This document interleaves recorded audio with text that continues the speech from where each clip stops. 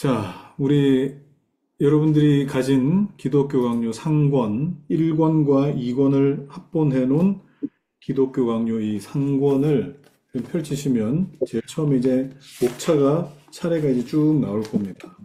차례가 쭉 나올 텐데 이 기본적으로 1권부터 4권까지 그러니까 1권 창조주 하나님에 관한 지식, 2권 구속주 하나님에 관한 지식, 그러니까 성자죠. 자, 그 다음에 3권은 이 성령의 구속을 적용시키는 그 3권의 내용이 쭉 나오고 4권은 이제 교회인데 총 지금 여기 보시면 이제 1권에 1장, 2장, 3장, 4장 그리고 각 장마다 항들이 여러 가지 이제 항들이 쭉 이제 나옵니다. 근데 항들이 나오는데 이 장들이 1권부터 4권까지 총 80장에 해당됩니다. 80장이고, 그리고 또 이 항들이 몇 항이나 되느냐, 제가 다 해보지는 못했는데,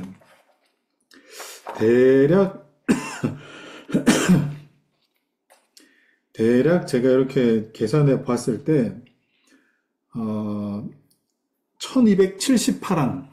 1278항에 해당됩니다. 그건 나중에 제가 정리하면서 한 번 더 기록해 드릴게요. 그래서 그 1권과 2권을 합친 분량보다 4권의 그 분량이 훨씬 더 많아요. 그러니까 4권이 제일 두껍죠. 4권이 제일 두껍고 다루는 양이 많아요. 근데 4권이 뭐에 관한 말씀이냐? 바로 교회에 관한 말씀이잖아요. 교회에 관한 말씀. 자, 이것이 주는 그 의미가 분명히 있는 겁니다. 분명히 있는 거예요. 자, 그러면 여러분 그 목차를 한번 보시면, 자, 1권은 창조주 하나님에 관한 지식이 있습니다. 쭉 이렇게 나가는데, 먼저 여러분 요렇게 구분을 할 수 있겠죠. 1장부터 요 5장까지, 1장부터 5장까지가 하나의 맥을 이루고 있습니다. 하나의 맥을. 자, 그리고 6장부터 10장까지가 큰 주제를 이루고 있습니다. 자, 그리고 11장과 13장, 이렇게 또 한 주제를 이루고 있고, 자, 14장, 15장. 자, 요게 또 한 부분이에요. 자, 그리고 16장에서 18장까지가 한 부분에 해당됩니다. 자, 이게 어떤 내용들이냐. 자, 1권 1장부터 5장까지는 향후 진행되는 모든 기독교 강요에서 나타나는 기본적인 지식의 베이스를 이렇게 만드는 터다지기에 대한 그런 부분입니다. 그러니까 여기에 보면은 이제 용어를 소개하고 있어요. 용어 소개. 물론 그런 거 있긴 하겠지만, 내용이 분명히 있지만, 여기 보면은 이제 용어 소개가 1장부터 5장까지 굉장히 많이 나오고 개념에 대한 부분들이 굉장히 많이 나옵니다. 자, 1권 1장은 두 지식이에요. 두 지식. 하나님에 대한 지식과 사람에 대한 지식. 이렇게 해서 이제 두 지식을 이제 이야기하는 거고, 자, 2장에 들어서면은 하나님을 안다는 것에 대한 의미가 뭐냐. 우리가 하나님을 안다. 하나님에 관한 지식이라고 하는데 하나님에 대한 지식을 가지려면 그럼 어떻게 해야 되느냐에 대한 겁니다. 자, 그리고 3장에 가면은 하나님을 알고자 하는 것에 대해서는 모든 사람들, 그러니까 하나님 모르는 사람들도 하나님에 관한 일부의 인식이 있다. 이게 뭡니까? 이게 종교의 씨앗이거든요. 그죠? 보시면 여기 인간의 마음속에 본래부터 인간의 마음 자연적으로 뿌리 박혀있다. 이게 종교의 씨앗을 지금 칼빈이 이야기하는 거고, 4장에 들어서면은 이 어리석은 사람들의 그 믿음과 신앙, 이런 3장의 근간으로 해서 하나님을 찾지 않고 우상을 섬기고 하는 그 어떤 부분들, 이게 이제 4장에 나타나고, 5장에 가 보면은 그러면 왜 사람들은 하나님을 안 믿느냐? 왜 하나님을 안 믿느냐에 관한 설명이 나타나 있습니다. 자, 화면 지금 안 보입니까? 화면? 보여요. 보여요? 주영 담비네 거만 안 보이는 줄로. 저희는 화면이 까맣게 나오는. 아니, 목사님은 보이는데 페이지 공유하신 거 아니에요? 맞는데. 화면 공유. 저도 안 보이는데? 위에 회의 말고 예수로 사는 교회 화면이라고 써져 있는 거 한번 눌러보시겠어요? 위에 탭이 2개 있는데. 네? 잠깐만요. 탭이 2개가 있는데. 네.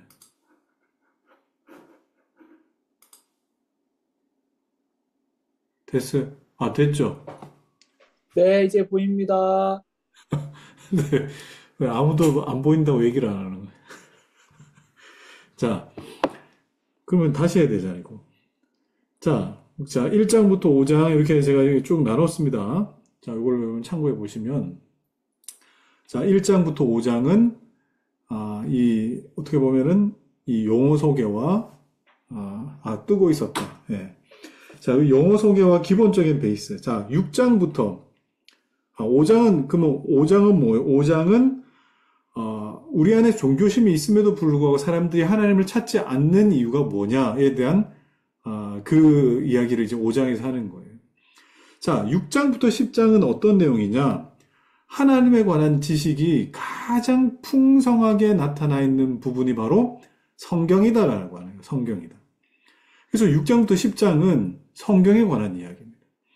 그러면 그 앞부분 1장부터 5장까지 하나님 안다는 게 뭘까? 그리고 또 하나님 알고 싶어하는 하나님을 향한 어떤 마음 모든 사람들에게 다 있는데 헛된 걸 섬기고 하나님을 섬기지 않는 이유가 뭘까? 이거 이제 쭉 이야기하고 난 다음에 하나님을 알아가는데 가장 탁월하고 가장 구체적이고 가장 세밀하게 기록된 것이 바로 성경이다. 자, 이게 6장에서 7장, 10장까지 나오는 모든 내용. 자, 6장의 핵심 뭡니까? 안내자로, 여기 나오죠. 안내자로서 교사. 성경은 가이드다. 성경은 하나님을 향한 가이드다. 이거 지금 이야기하는 거예요. 자, 7장은, 성경은 얼마나, 하나님께로 인도하는 가이드로서 권위가 있는가. 권위에 대한 내용이에요. 그래서 권위. 그리고 이 권위는 다른 것이 아니라 성령의 증거로 나타나기 때문이다라는 거예요. 자, 8장에 들어서면 8장은 우리 이성으로 우리의 사람의 어떤 이 능력으로 이성으로 충분히 믿을 만하다. 충분히 믿을 만하다. 이건 우리 뭐 종교적인 어떤 뭐 이런 뭐 종교적 행사 그게 아니라 우리가 그냥 이성적으로 생각해봐도 충분히 믿을 만한 것이다. 이게 8장의 내용이에요. 자, 9장은요. 9장은 직통계시입니다. 직통계시. 이 직접 계시. 직통계시가 왜 잘못되었는가에 대한 것. 자, 10장은 성경에 나오는 이 하나님이 이 성경적인 하나님. 그죠? 이건 좀 적어야 될 것 같아요. 성경적인 하나님. 성경에서 보여주고 있는 하나님. 이것을 지금 10장에서 지금 보여주고 있는 겁니다.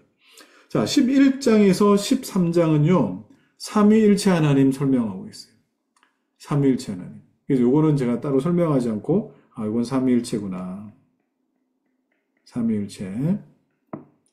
자, 14장, 15장은 그 하나님의 피조물들을 설명하고 있습니다. 그게 뭐냐? 천사와 마귀.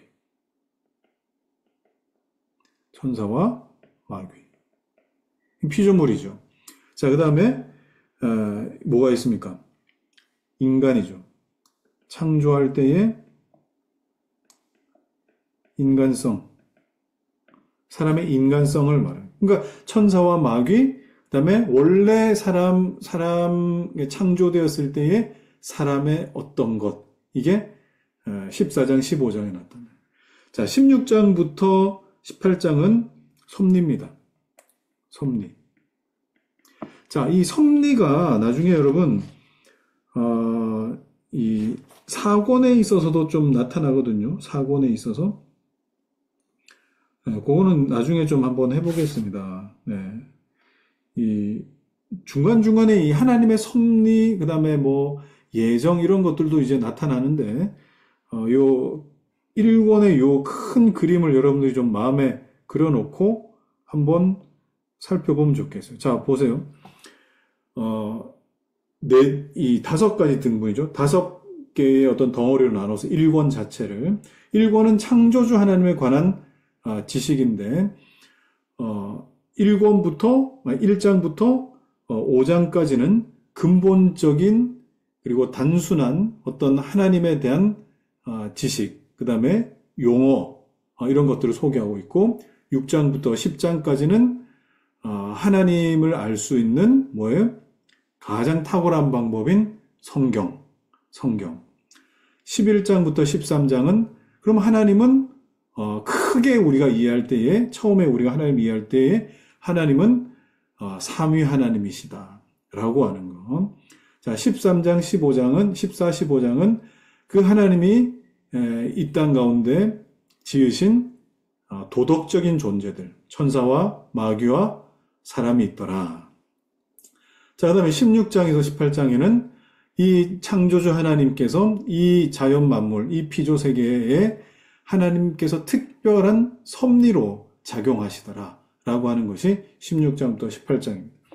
자, 여러분 이걸 이제 외우면 좋겠어요. 1권만이라도. 1권이 시작이니까 여러분들이 이 1권을 외우면 좋겠다. 1권을 외우면 좋겠다. 자, 그래서 요 1장부터 18장까지 여러분 이게 지금 그 제목 자체가 길게 이렇게 적혀 있는데 제가 제목을 조금 간단하게 해서 여러분들에게 좀 소개해 드리도록 하겠습니다.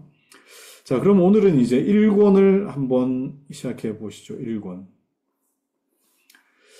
자, 1권 1장을 한번 시작해 볼 텐데 여러분들이 좀 여유가 되시면은 앞에 나오는 서문하고 그 다음에 헌정, 프란시스, 누굽니까? 이 헌정문에 관해서, 한번 좀 읽어보시면 좋겠어요. 그래서 이게 어떤 배경으로 이렇게 쓰여졌는가에 대해서 한번 읽어보면은 이해하는 것이 훨씬 좋습니다. 그래서 어떤, 목적을 가지고 칼빈이 이걸 썼구나 하는 거죠. 그죠? 자, 그러면 오늘은 1권 1장만 할 겁니다. 왜냐면 이게 한꺼번에 많이 나가면 여러분 예습도 못 하셨을 분도 많고 못 읽은 분도 많을 텐데 몇 장씩 나가버리면 이게 감당이 안 되니까 오늘은 1장까지만 한번 나갈 텐데 1장을 한번 살펴보면서 오늘 우리 기독교 강요의 어떤 오리엔테이션과 같은 그 일들을 한번 쭉 한번 해보죠. 자, 강요라는 말을 여러분 우리는 잘 쓰지 않죠. 강요. 자, 강요라고 하는 이 말이 이 라틴어로는 이렇게 씁니다.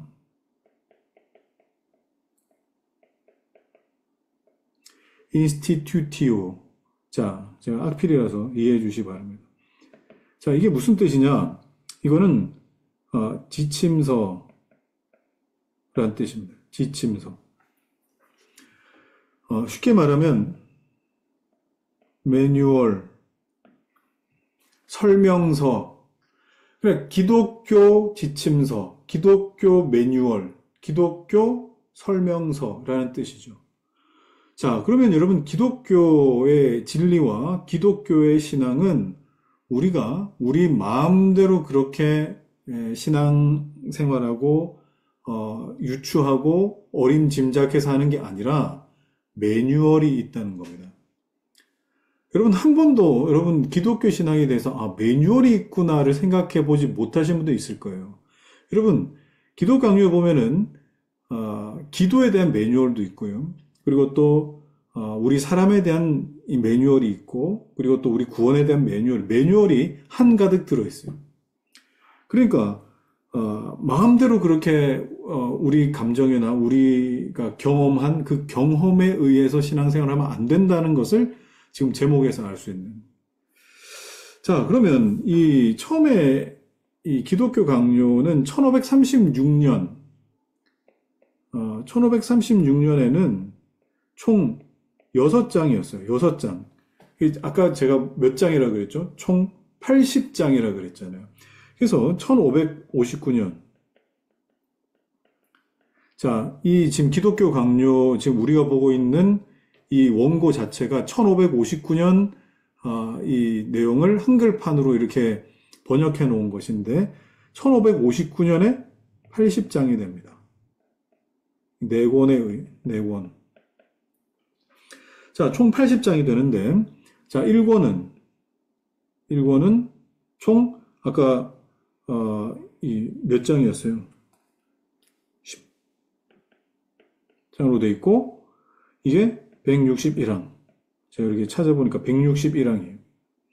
자, 그 다음에 2권은 몇 장이에요, 이게? 여러분 한번 찾아보세요. 몇 장으로 되어 있어요? 이것도 외우셔야 됩니다. 이거는 17장. 17장인데, 251항으로 되어 있어요. 자, 3권. 자, 3권은 몇 장이죠? 3권 25장. 갈수록 길어집니다. 382항. 자, 그 다음에 4권. 4권은 총 20장으로 되어 있는데, 이거는 484항으로 되어 있습니다. 자, 그러니까, 1권과 2권의 항들을 다 합친 것보다 4권 한 권의 항이 훨씬 더 많죠. 그러니까 4권은 두꺼워요. 4권이 두꺼워요. 이게 우리가 기독교 상하 이렇게 나누는데 상하에 이 3, 4권을 합쳐 놓으면은 여러분 대충 분량이 어느 정도 되는가 여러분 알 수 있을 겁니다. 자, 그럼 1권은 여러분 어떤 내용입니까? 1권은 창조주 하나님이니까 보통 성부 하나님이라고 표현합니다. 창조주 하나님. 자, 2권은 구속주 하나님, 구속자 하나님. 구속자 하나님. 그러니까 이 성자 그리스도, 성자를 의미합니다. 자, 3권은 뭐냐? 성령이시죠. 성령 하나님. 성령의 사역에 관한 이야기가 나옵니다. 성령의 사역. 그 다음에 4권은 교회입니다. 자, 그래서 이 칼빈의 기독교 강요는 1권부터 이렇게 피라미드처럼 이렇게 쌓아 올라가야 돼요. 이렇게 쌓아 올라가서 마지막 교회를 향해 쭉 이제 올라가는데, 여러분 우리가 사도신경 고백하는 거 가만히 보십시오. 그 고백의 순서가 어떻게 되는가? 어떻게 되죠? 전능하사 천지를 만드신 하나님 아버지를 내가 믿사오며, 뭐에 관한 말씀이에요? 창조주 하나님에 관한 말씀이죠. 자, 그 다음에 그 외아들 우리 주 예수 그리스도를 믿사오니 하고, 구속자 하나님 예수 그리스도에 관한 신앙 고백이 총 7가지로 줄줄 계속 나옵니다. 그죠? 그리고 그 다음 뭐가 나옵니까? 나는 성령을 믿으며, 성령 하나님의 사역이 나옵니다. 그 다음 밑에 보면 거룩한 공교회와 성도의 교제와 죄를 용서받는 것과 몸의 부활과 영생을 믿습니다. 이게 뭡니까? 교회 안에 일어나는 아름다운 모습들이 나타납니다. 그러면 여러분 사도신경의 그 고백의 순서도 삼위 하나님과 교회, 기독교 강요도 뭐예요? 삼위 하나님과 교회. 이게 기독교 매뉴얼의 전부라고 할 수 있어요. 전부라고 할 수 있다. 굉장히 중요하겠죠, 그죠? 그래서 사도신경을 공부해 보면 우리 기독교에서 지금 말해주고 있는 게 이거구나 하는 거를 기본적으로 알 수 있습니다. 자, 그러면 요거 조금 제가 본문 읽기 전에 조금 설명을 해드릴게요.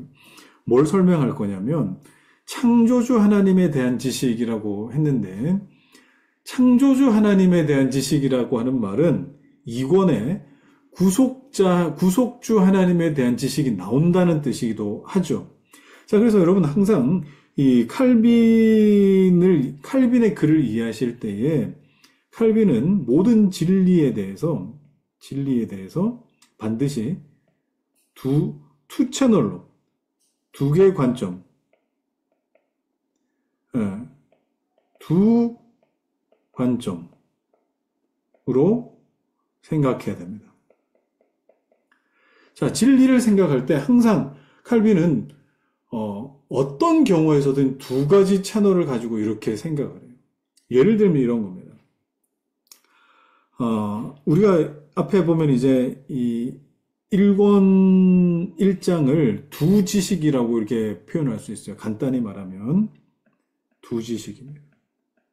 자, 그러면 두 지식이에요. 두 지식. 1권 1장이.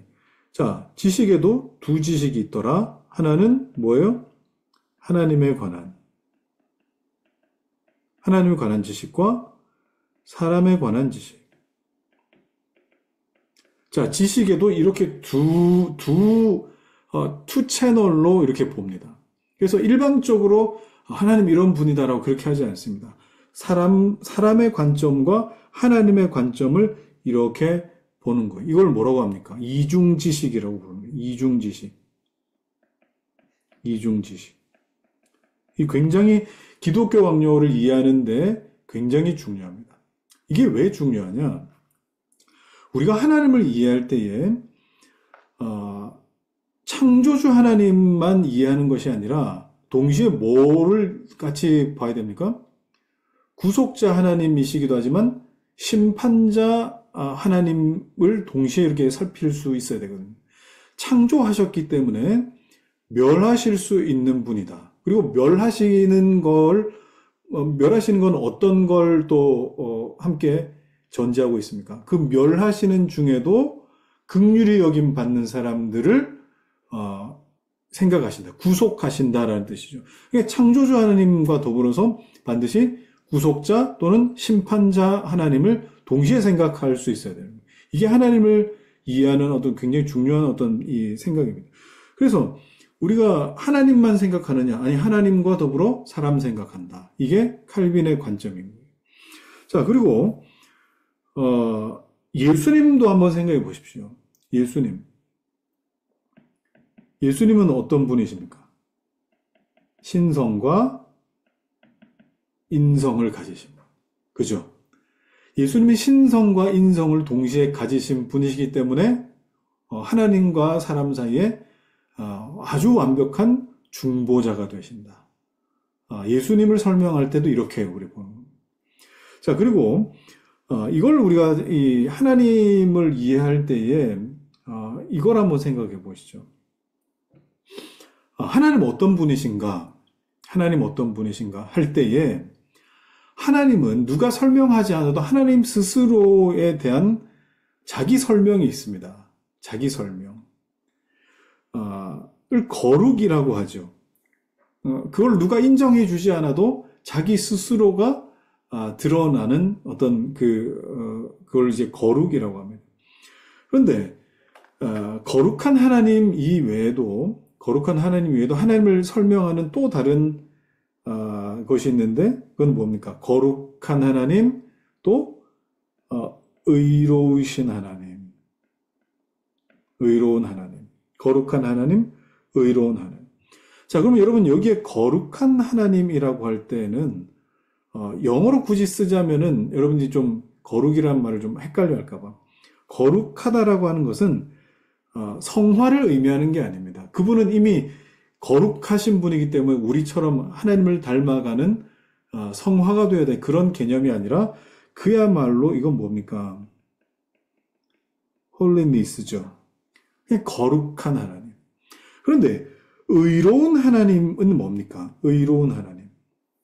여러분 이건 하나님이 스스로 하나님을 뭐라 그럴까요? 하나님의 관점에서의 하나님은 거룩한 하나님이에요. 하나님의 관점에서의 하나님은 거룩한 하나님. 그런데 사람의 관점에서 하나님은 어떤 분이시냐? 의로운 하나님이시죠. 의로운 하나님. 자, 이게 무슨 말이냐? 의롭다라고 하는 말은, 예.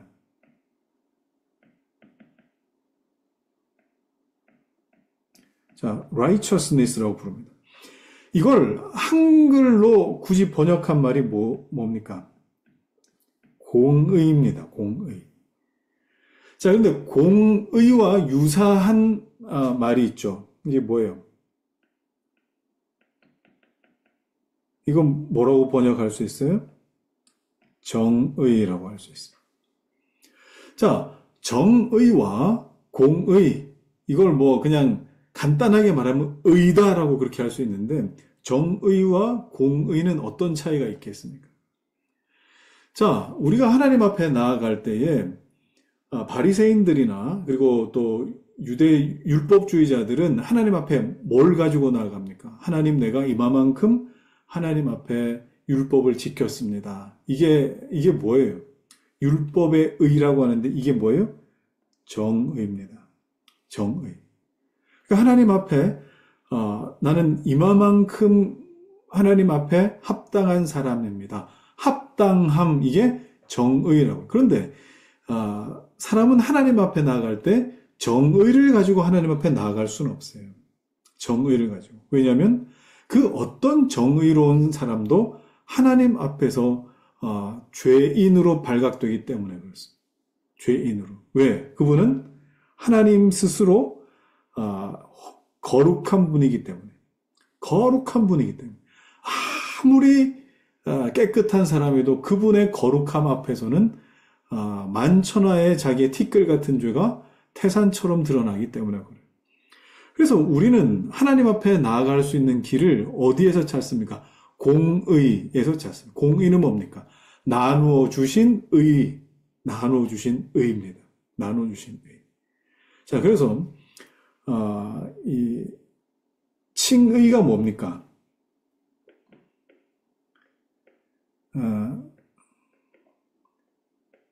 이게 의롭다 한다, 의롭다라고 하는 것이 의롭게 여김의 결과가 뭡니까? justification이죠. 이게 뭐예요? 칭의입니다. 그러면 칭의가 어떻게 이루어집니까? 예수 그리스도의 righteousness, 그 의를 우리에게 justify 하시며 justification, 칭의가 되는. 그러면 우리가 이건 뭐 나중에 우리 다시 한번 보겠지만 하나님을 우리가 이해할 때에 하나님이 하나님 스스로에 대한 관점을 거룩한 하나님이라고 붙들고 성경이 보여주고 있고요. 우리의 입장에서 하나님을 이해할 때 하나님은 의로우신 하나님이다. 왜? 그분의 공의로 말미암아 우리가 하나님 앞에 설 수 있다라고 하는 의로운 하나님을 사람의 관점에서 하나님을 바라볼 수 있게 하신 거예요. 그래서 이게 뭡니까? 하나님의 형상이에요. 이게 하나님의 형상. 그렇죠. 자, 그렇기 때문에 십계명도 요 두 가지로 나눌 수 있어요. 십계명도 1에서 4계명. 이게 뭡니까? 하나님 거룩하시다는 거죠. 하나님 거룩하시다. 그죠? 나 외에 다른 신을 두지 말라. 또 우상 만들지 말아라. 망령되게 부르지 말아라. 안식일 기억하여 거룩하게 지키라. 이게 다 뭐예요? 거룩한 하나님. 근데 우리가 하나님 앞에 나아갈 수 있는 하나님의 하나님 앞에 나아갈 수 있는 근거, 그게 뭡니까? 하나님의 그 의롭다 여기심을 받아서 나아갈 수 있기 때문에 5계명부터 10계명이 의로운 하나님 앞에서의 우리를 보여주는 것. 예, 그게 바로 이 10계명을 이렇게 나눌 수 있는 겁니다. 예. 자, 그래서 하나님의 입장에서 보는 것, 그리고 또 우리의 입장에서 보는 것, 이게 항상 투 채널로 이렇게 이루어져야 균형 잡혀 있는 신앙생활을 할 수 있어요. 근데 하나님은 이런 분이야 라고만 생각해버리고 우리가 하나님을 볼 수 있고 이해할 수 있는 부분을 빼버리면은 이게 굉장히 어떻게 보면 건조하고 또 딱딱한 부분이 됩니다. 그리고 또 우리가 생각한 하나님만 하면은 뭐 하나님 우리의 뭐 늘 필요를 들어주시는 분, 또 뭐 항상 뭐 내가 행복하기를 원하시는 분, 내가 잘 되기를 원하시는 이게 다 뭡니까? 이게 다 우리의 입장에서 자꾸 하나님을 이해하려고 하는. 이 건강한 이 신앙의 균형은 반드시 이 투 채널을 가지고 가져가셔야 된다. 그래서 칼빈이 기독교 학교 처음 열 때 강조하고 있는 게 뭡니까? 두 지식이에요. 두 지식. 다른 거 하지 말고 이 지식은 두 개를 가지고 가야 된다라고 하는 그 이야기입니다. 자, 뭐 초반부터 굉장히 깜짝 놀랄 만한 또 이 지긋지긋한 이야기 같은 걸 또 해가지고 처음 듣는 분은 이게 도대체 무슨 소린가 싶으실 거예요. 두 번째 듣는 분들은 좀 들린다 싶을 겁니다. 근데 여러분 이제 이걸 계속 진행하고 읽어가면은 여러분들이 그냥 활자가 아니라 아주 훌륭한 기독교 안내서라고 여러분들이 좀 이해하게 되실 겁니다. 자, 그러면 우리 두 지식을 한번 보시죠. 두 지식. 자, 1항을 한번 볼까요? 우리가 가지고 있는 거의 모든 지혜, 곧 참되며 건전한 지혜는 두 부분으로 되어 있다. 그죠? 항상 이걸 염두에 두셔야 돼요. 그 하나는 하나님에 관한 지식이요. 또 다른 하나는 우리 자신에 관한 지식이다. 자, 제가 여기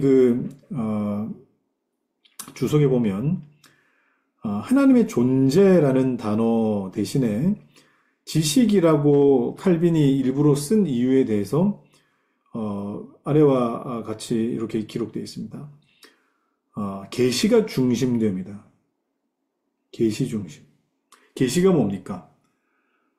하나님의 스스로 드러내심이죠. 드러내신 하나님이십니다. 드러내신 하나님. 자, 그렇기 때문에 지식이라고 하는 것은 뭐냐?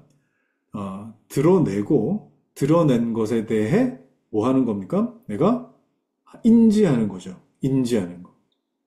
그냥 드러내지 않은 것에 대한 탐구가 아니라 드러낸 것에 대한 인지. 이게 바로 지식이라고 하는 거예요. 그래서 지식을 쓴 이유는 계시가 중심이기 때문에 그렇다라고 하는 겁니다. 자, 이제 그 뒤에 부분 본문을 한번 보시죠. 자, 여러 줄로 연결되어 있기 때문에, 그러니까 하나님에 관한 지식과 사람에 관한 지식이 참 여러 가지로 얽혀 있기 때문에 어느 쪽이 먼저이며 어느 쪽 지식이 다른 쪽 지식을 만들어내는가를 구별하기는 쉬운 일이 아니다. 예, 그렇습니다. 이걸 뭐라고 부르느냐? 뭐 나중에도 우리 좀 살펴보겠지만 우리는 하나님의 본체에 속했다라고 이렇게 보는 거예요. 제가 나중에 설명할게요. 본체. 본질이 아니라 본체. 자, 그 밑에 내용 한번 보시죠.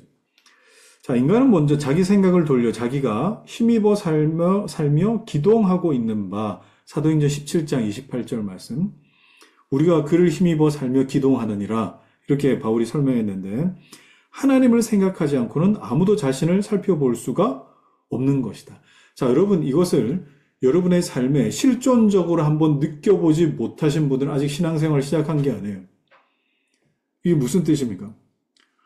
하나님 앞에서 하나님의 키 크심 앞에 내가 버러지 같고 정말 이 티끌 중에 티끌과 같은 나 자신을 발견하지 못한다면은, 그래서 그분의 이 불어가시는 그 바람대로 내 인생이 움직여가고 있다는 것을 내가 인지하지 못하면, 그야말로 힘입어 살며 기동한다는 것을 내가 알지 못하면 아직 하나님을 안다라고 그렇게 말하는 것에 참 부족한 부분이 많다를 아셔야 돼요. 하나님을 빼고는 나 자신을 볼 수가 없습니다.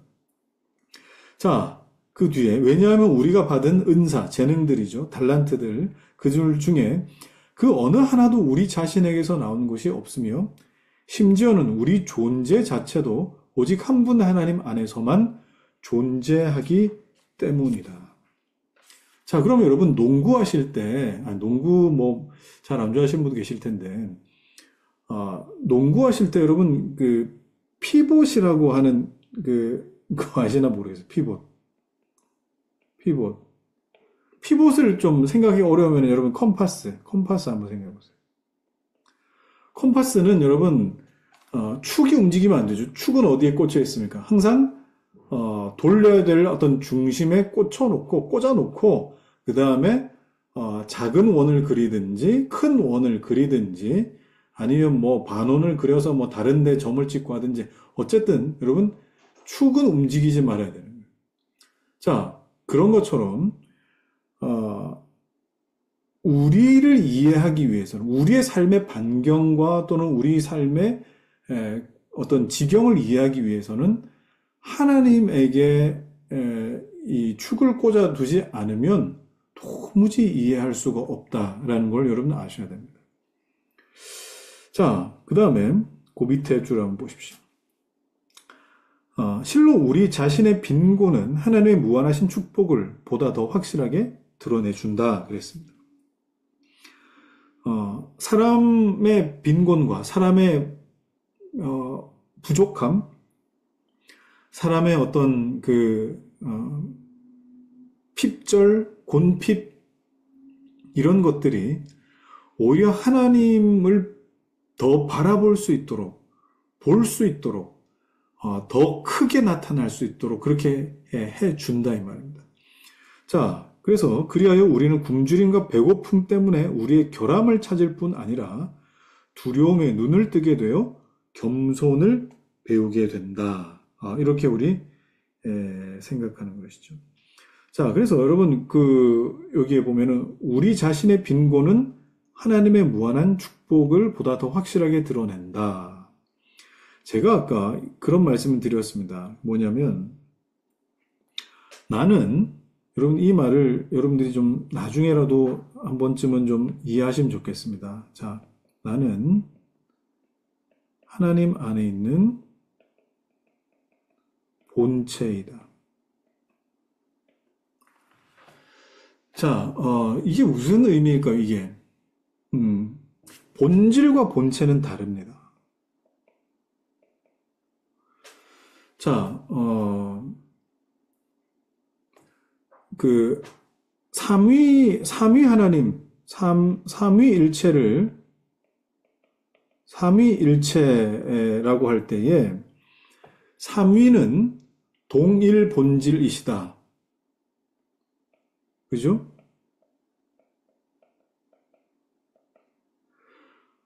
이런 겁니다. 저희 집에 개가 있는데, 얘 개가, 나름대로 이게 자기 의사 표현을 합니다. 의사 표현을 하고, 그리고 또, 자기 어떤 욕구에 대해 표현하기도 하고, 그리고 자기가, 화장실에 가서 용변을 잘 보고 나와서, 저에게 이제 눈짓을 막 합니다. 꼬리를 흔들고 막 자기 따라오라는 거예요. 왜 따라오라 그러냐? 자기가 착한 일이고 칭찬받을 일을 화장실에 했으니까 자기한테 보상을 해달라고 하는 거. 자, 요 정도 소통이 된다 이 말이에요. 요 정도 소통. 자, 그럼 사람 말을 알아듣느냐? 어느 정도 알아듣습니다. 그래서 제가 저희 집 그 강아지한테 간식을 줄까 그러면은 얘가 간식 줄까 하는 이 말을 알아듣고 막 낑낑대고 꼬리를 치고 막 손짓을 하면서 막 사랑의 눈빛을 막 보내거든요. 그리고 또 뭐 어디 산책 나갈까? 저기 나갈까 그러면은 그것도 알아듣고 먼저 저기 문 밖에 가가지고 막 문 긁고 앉아있어요. 자, 그런데 그 이외에 다른 내용들은 제가 잘 모르겠어요. 제가 어떤 이유 때문인지 모르겠는데 괜히 끙끙 앓는 소리를 하고 있어요. 괜히 끙끙 앓는 소리를 하고 있으면 뭐가 불편한 것 같긴 한데 그게 뭐 때문인지 제가 잘 모르겠다 이 말이에요. 제가 만약에 개라면 알겠죠. 그냥 뭐 의사표현뿐만 아니라 어떤 냄새로도 알겠고, 그다음에 꼬리 치는 어떤 그 패턴을 통해서 알겠고, 충분히 알 겁니다. 또 어떤 부분이 불편한지, 몸이 어떻게 아픈지 이런 것도 알 거예요. 그런데 저는 거기까지는 잘 모르겠어요. 거기까지는. 그래서 제가 임의로, 더운가 보다 하고 털을 밀어버리기도 하고, 그리고 또 뭐 어디 뭐 목이 마른가 보다 하고 그냥 물을 주기도 하는데, 그게 안 맞을 때가 굉장히 많다, 이 말이에요. 자, 본질이 뭐냐? 개는 개끼리 통하고, 사람은 사람끼리 통해요. 그냥 어떤 그 의사소통의 부분이 통한다는 그런 종류가 아니라, 개와 사람이 전혀 공유할 수 없는 속성이 있듯이, 본질이라고 하는 것은 사람은 사람이라 이 말이에요. 사람은 사람 안에서 본질이 같다 이 말이에요. 자, 그러면 삼위 하나님은 신의 영역에서 하나님이라고 하는 그죠? 하나님입니다. 그분들은 하나님이십니다. 그분들은 하나님이시기 때문에 하나님 신적인 본질을 동일하게 공유하고, 이건 본질이에요. 우리는 하나님과 동일한 본질이다. 이건 아닙니다. 그런데 하나님의 모양과 형상대로 지음 받았기 때문에 우리는 뭐예요? 하나님 안에 있는 본체가 되는 거예요.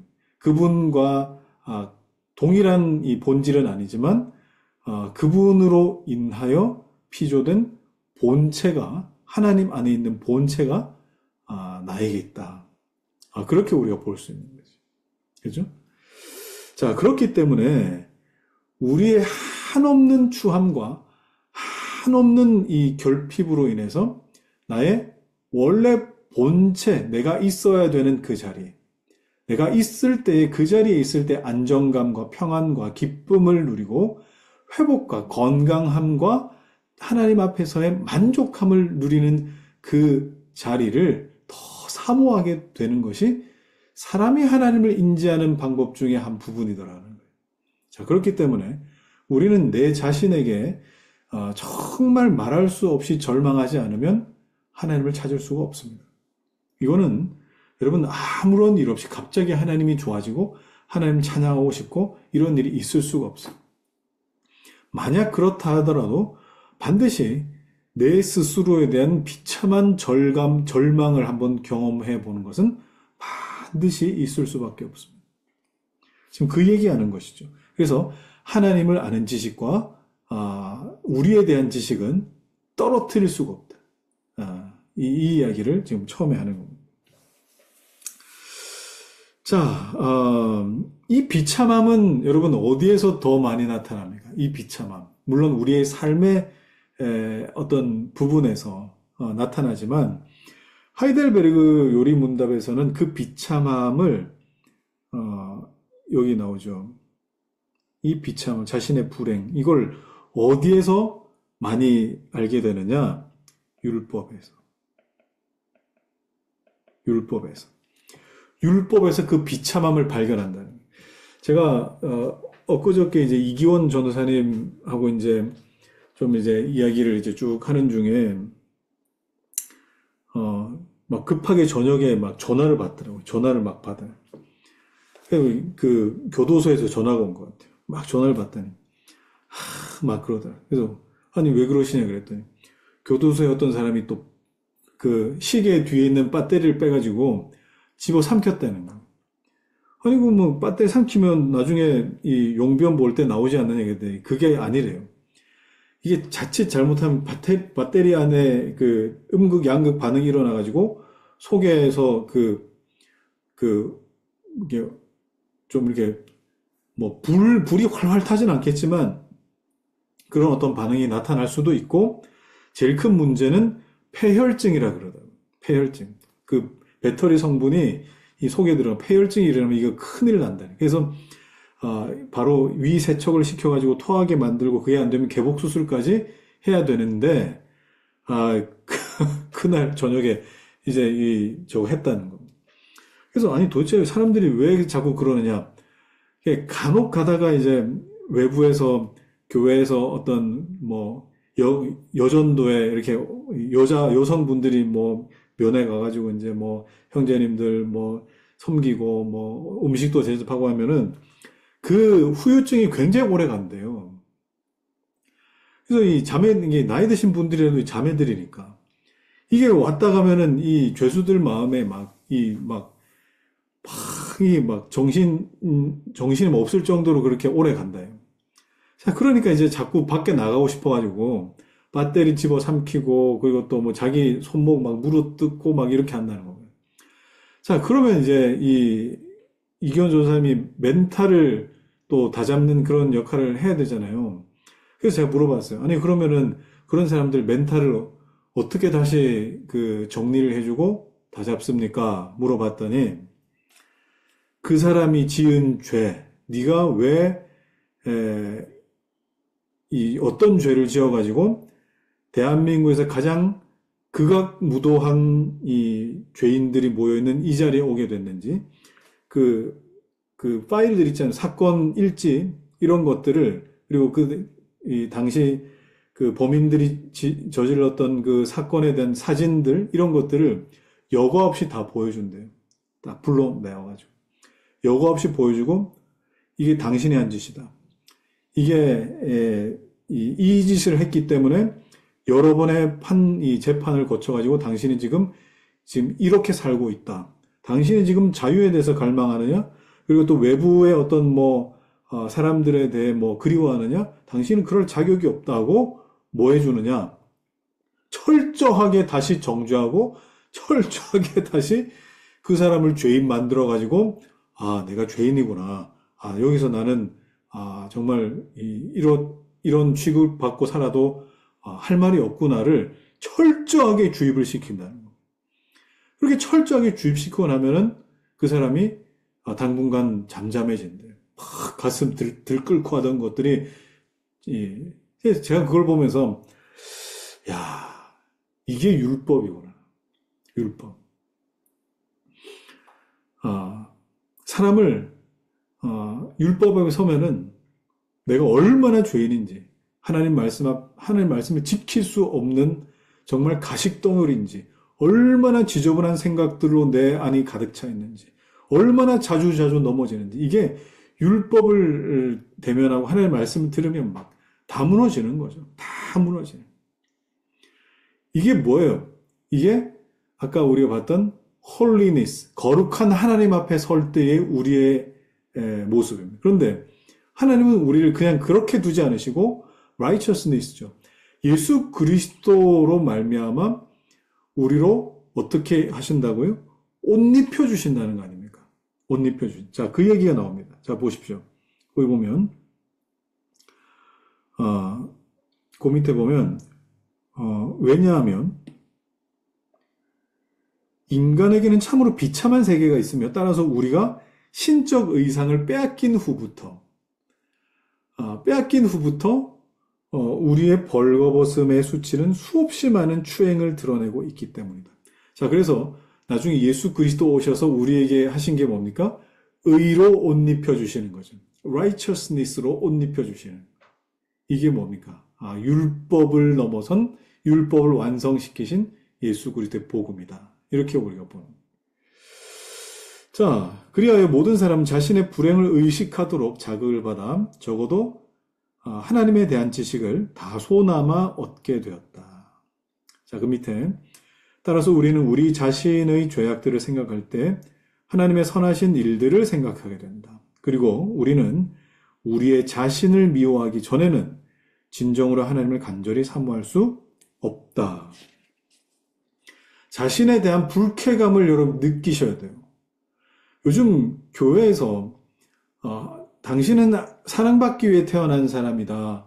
그리고 당신은 충분히 행복할 만한 자격이 있다. 자꾸 이런 식의 말을 하다 보니까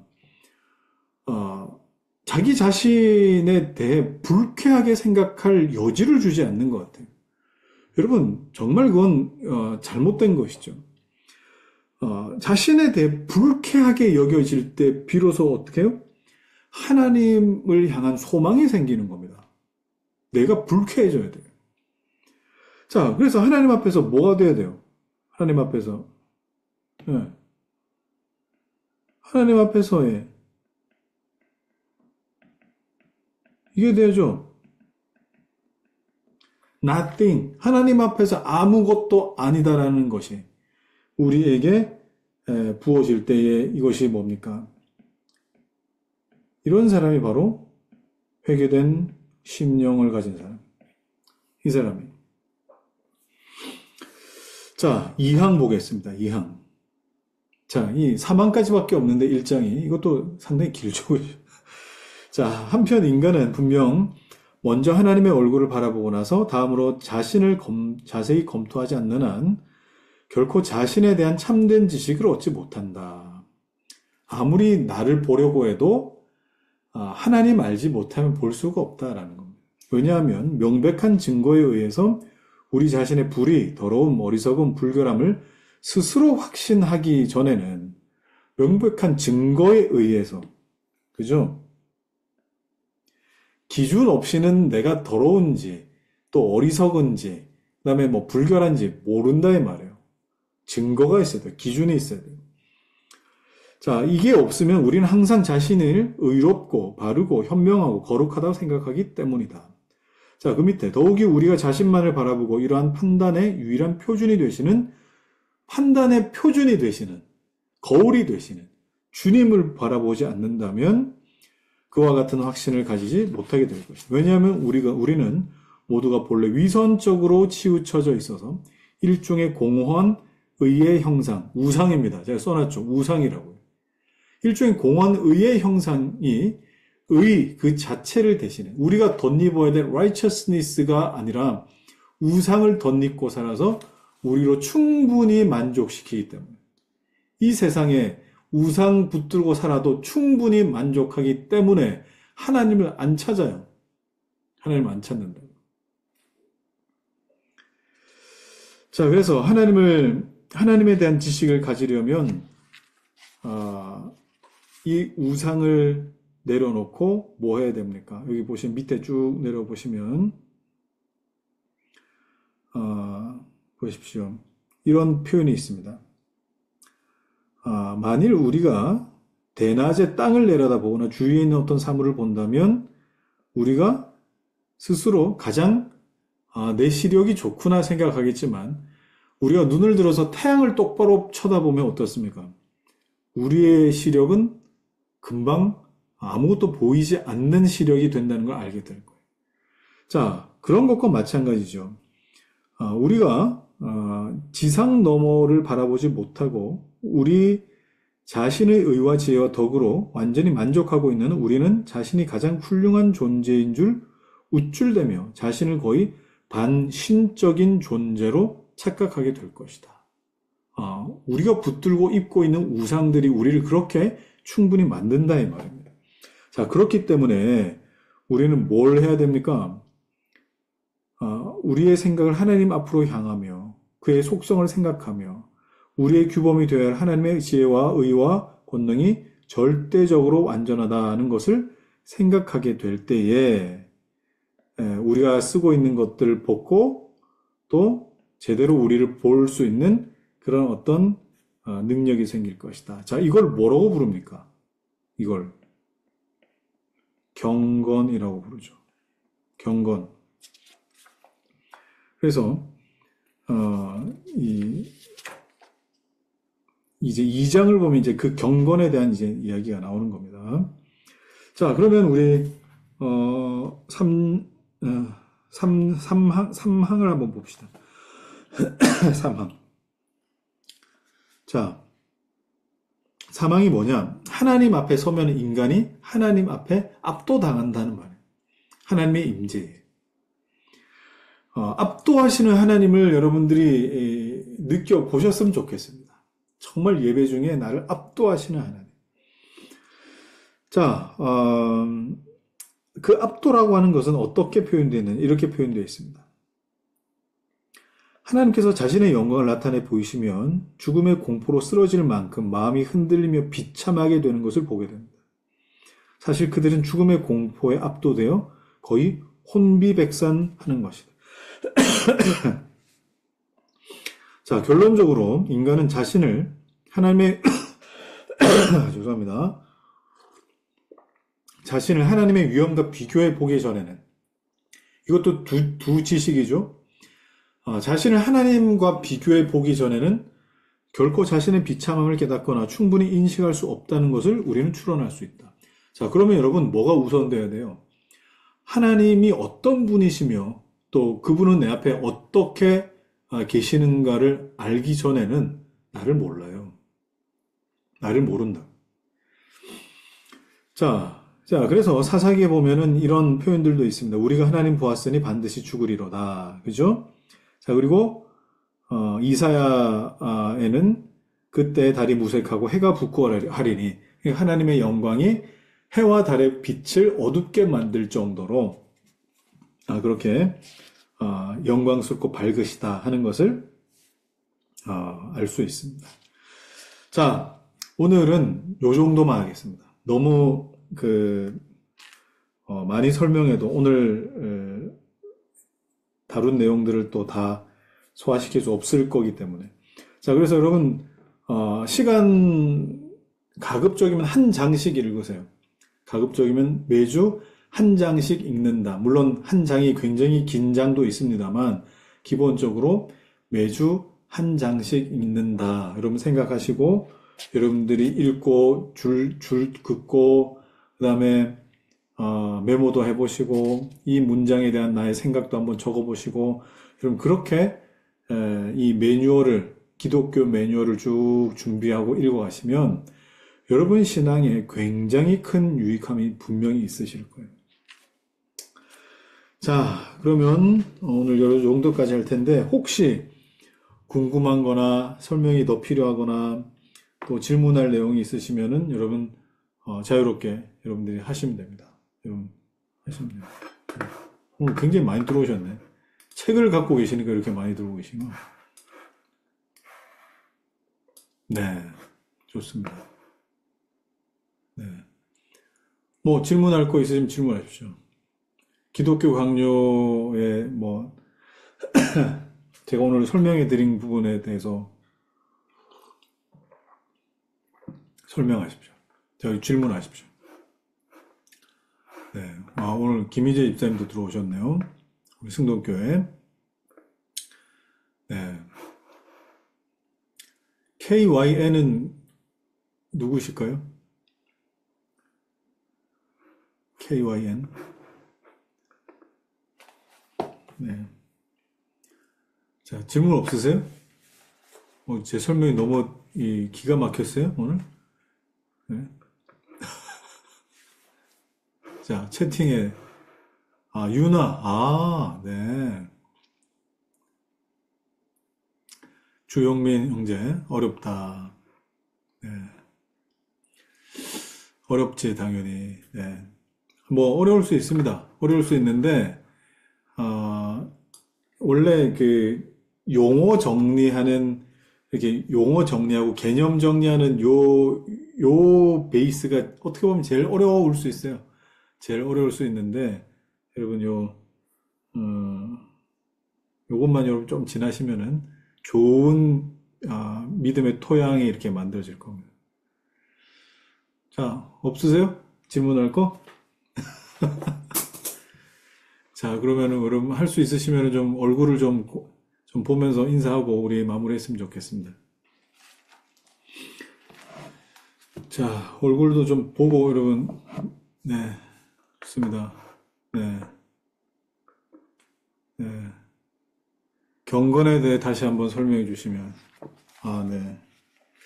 자, 이 경건에 대해서는요, 지금 다 제가 설명하지는 않을게요. 왜냐면, 뒤에서, 이 설명이 굉장히, 잘 나오기 때문에, 지금 제가 이렇게 짤막하게 설명하지는 않겠어요. 따로. 뒤에 굉장히 자세하게 잘 나옵니다. 네. 자, 오늘 이 첫 시간이라서, 이게 쌓여가면 쌓여갈수록 여러분 질문하고 싶은 게 더 많아지실 텐데, 오늘은 요 정도 하도록 하겠습니다. 네. 자, 다른 분들, 여러분, 네. 지금 저녁이라 얼굴을 보여주시기 좀 어려운 분들은 또, 얘들아, 윤희, 윤희 안녕. 윤희 어떻게 이렇게 아직도 안 자고 있네. 어, 10시인데 이제 자려고요. 자려고 기도 강요 듣고 자는 귀한 아들이네. 언제 끝나냐고 계속 물어봐가지고. 언제 끝내고. 네, 좋습니다. 여러분, 가급적 여러분 수요일 이 시간은 여러분 좀 학기 중이라 좀 말이 좀 그렇지만 방학하기 전까지는 좀 계속 여러분들이 좀 어, 살피면 좋겠습니다. 경건에 관한 것은 이제 다음 시간 2장에서 훨씬 더 많이 설명하니까 우리 한번 2장을 읽어보시면 좋을 것 같습니다. 자, 그럼 우리 잠깐 기도하고 마칠까요? 하나님 아버지, 이제 9월 시작하면서 기독교 강요 이제 다시 시작합니다. 하나님을 알아간다는 것이 얼마나 기쁨인지 또 탄성이 터져 나올 만큼의 또 환희인지 모릅니다. 우리 사랑하는 성도들, 하나님을 알아가며 알아갈수록 나 자신을 깊이 알아가고 이해하는 은혜가 있게 하시고, 그리고 이 기독교 신앙의 아름다움과 또 보배로움을 발견할 때마다 정말 예수 그리스도 그분으로 인하여 내가 하나님 자녀됨을 인하여 더 감사하고 찬양하는 우리 모두가 되게 하여 주옵소서.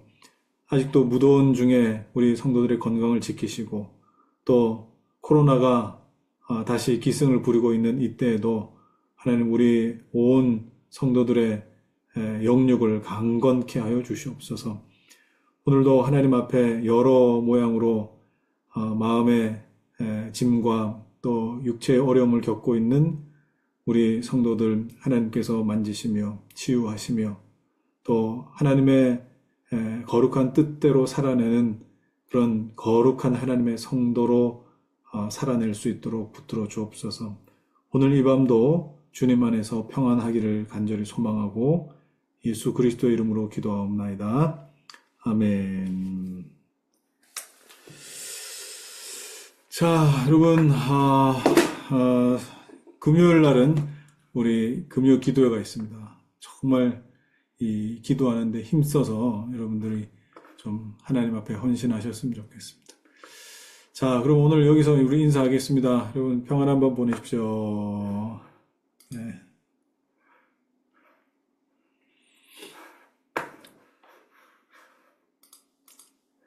이거 어떻게 끄는 거지?